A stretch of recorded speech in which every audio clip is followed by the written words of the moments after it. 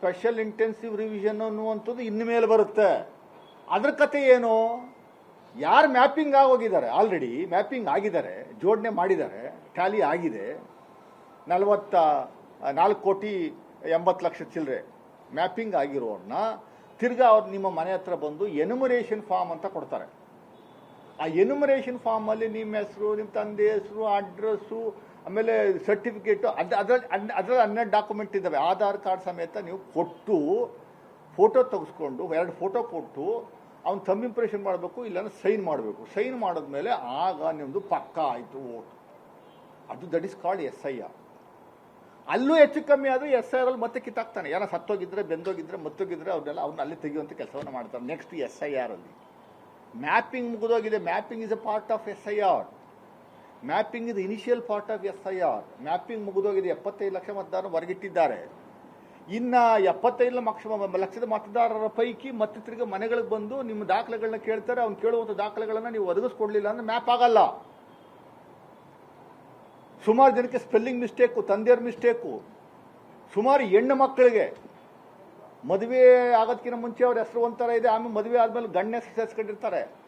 Map ಆಗಲ್ಲ. 2002ರಲ್ಲಿ ನಿಮ್ಮ voters ಲಿಸ್ಟಲ್ಲಿ ನನ್ನ ಹೆಸರು ಇಲ್ಲ ಅಂದರೆ ಮ್ಯಾಪಿಂಗ್ ಆಗಲ್ಲ. ನಾನು ಪ್ರೂವ್ ಮಾಡುವಂಥದ್ದಕ್ಕೆ ಇವೆಲ್ಲ ಮಾಡ್ಬೇಕು ಸರ್ಕಸ್ಸು. ಯಾವ ಮತದಾರರ ಪೇಷನ್ಸ್ ಇಟ್ಕೊಂಡು, ತಾಳ್ಮೆ ಇಟ್ಕೊಂಡು ಮಾಡ್ತಾನೆ? ಏನೋ ಒಂದು ಸಣ್ಣ ಡಾಕ್ಯುಮೆಂಟ್ ಕೇಳಿದ್ರೆ ಕೊಡಲ್ಲ, ಡಾಕ್ಯುಮೆಂಟ್ ಕೇಳಿದ್ರೆ ಹೋಗ್ರಿ ಅಂತ. ಪಾಪ ಕೂಲಿಕಾರರು ಇವರೆಲ್ಲ ಹೆಂಗೆ ಕತೆ? ಆಗದೇ ಇಲ್ಲ. ಮ್ಯಾಪಿಂಗ್ ಮೂಲಕ ಹೊರಗಡೆ ಇಡುವಂಥ ಅದು SIR ಅಂತ ಕೆಲವು BJPಯವ್ರು ಕೇಳ್ತಿರ್ತಾರೆ. ಮಾಧ್ಯಮಗಳ ಮುಂದೆ ಬಂದು ಹರ್ಚ್ಕೊಳ್ಳುವಂಥ ಕೆಲಸವನ್ನು ಮಾಡ್ತಾರೆ. ಹಂಗಾರೆ ಹಿಂದೆ SIR ಆಗಿರಲಿಲ್ವಾ? SIR ಆಗಿತ್ತು. 1956ನೇ ಇಸ್ವಿಯಿಂದ ಇಲ್ಲಿವರೆಗೆ 5 ಬಾರಿ SIR ಆಗಿದೆ. 1985ರಲ್ಲಾಗಿದೆ, 71ರಲ್ಲಾಗಿದೆ, 68ರಲ್ಲಾಗಿದೆ, ಆಮೇಲೆ 2011ರಲ್ಲಾಗಿದೆ. ಆಗ ಈ BJPಯವ್ರು ತಂದವರ ರೂಲ್ ಇರಲಿಲ್ಲ.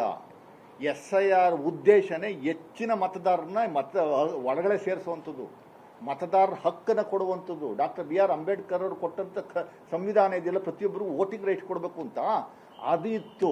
1% ತೆಗೆದಿರಲಿಲ್ಲ, ಇನ್ನು ಜಾಸ್ತಿ ಮಾಡೋರು ವೋಟರ್ಸ್ನ. ಇಲ್ಲಿ ವೋಟರ್ಸ್ ಇರೋರನ್ನ ಕಿತ್ತಾಕುವಂಥ ಒಂದು ವ್ಯವಸ್ಥೆ SIR. Reverse process, reverse love jihad ಅಂತಾರಲ್ಲ BJPಯವರು, ಆ ಥರ ರಿವರ್ಸ್ ಪ್ರೋಸೆಸ್ ಹೊಡೆದು ಹೊಡಿತಾವ್ರೆ.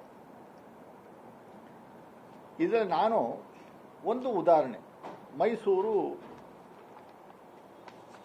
ಜಿಲ್ಲೆ 11 ಅಸೆಂಬ್ಲಿ ಕಾನ್ಸ್ಟಿಟ್ಯೂನ್ಸಿ ಇದ್ದಾವೆ.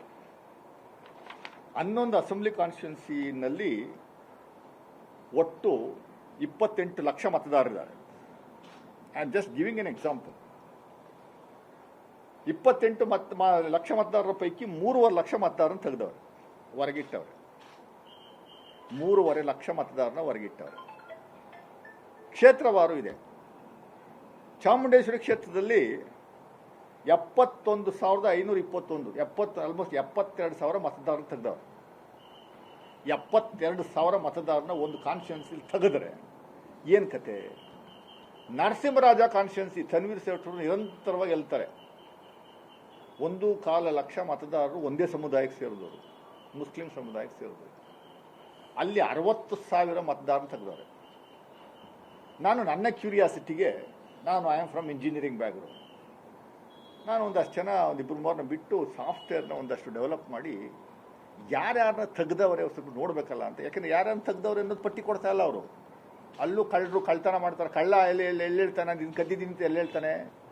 ಪೊಲೀಸ್ ಸ್ಟೇಷನ್ ಒಳಗಡೆ ಹಾಕಿ ಒದ್ರತಾನೆ ಅವನು ಹೇಳೋದು. ಮೇಲ್ನೋಟು ಕೇಳಲ್ಲ. ಯಾರ್ಯಾರನ್ನು ತೆಗೆದಿದ್ದೀರ ಪಟ್ಟಿ ಕೊಡ್ರಿಂದ ಕೊಡ್ತಾ ಇಲ್ಲ. 60,000 ಮತದಾರರ ಪೈಕಿ ನರಸಿಂಹರಾಜ ಕಾನ್ಸ್ಟಿಟ್ಯೂನ್ಸಿನಲ್ಲಿ ನಾನು ನನ್ನ ಕ್ಯೂರಿಯಾಸಿಟಿಗೆ ಅಸೆಸ್ ಮಾಡಿದ್ರೆ, ರಫ್ ಆಗಿ BLOಗಳ ಹತ್ರ ಒಂದಷ್ಟು ಮಾಹಿತಿ ತಗೊಂಡು 36,000 ಮತದಾರರು they belong to one particular religion, that is Muslims. 36,000 ಮತದಾರರು ಒಂದು ಕಾನ್ಸ್ಟಿಟ್ಯೂನ್ಸಿ ತೆಗೆದ್ರೆ ನಮ್ಮ ಅಭ್ಯರ್ಥಿ ಹೆಂಗೆ ಗೆಲ್ತಾರೆ? ಎಲ್ಲಿ ಗೆಲ್ಲುವಂಥದ್ದಕ್ಕೆ ಅವಕಾಶ ಇದೆ?